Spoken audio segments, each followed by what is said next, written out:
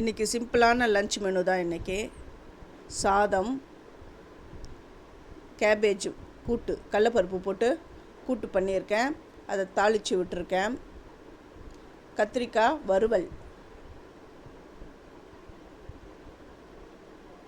ரசம்,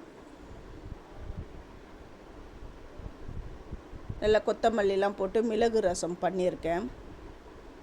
இந்த கத்திரிக்காய் வறுவல் அது எண்ணெயிலே ஃப்ரை பண்ணியிருக்கேன்.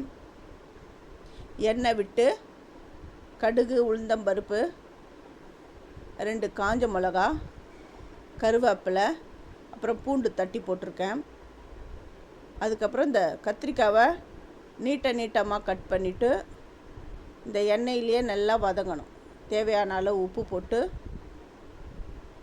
ஒரு கால்வாசி அப்படி வதங்கி வந்த உடனே மஞ்சத்தூள், மிளகாய்த்தூள், அப்புறம் குழம்பு மிளகாய்த்தூள் இதெல்லாம் போட்டு அப்படியே ஸ்லோ ஃபயர்லேயே அப்படியே மூடி வச்சு அப்பப்போ கலந்து இந்த மாதிரி வறுக்கணும்.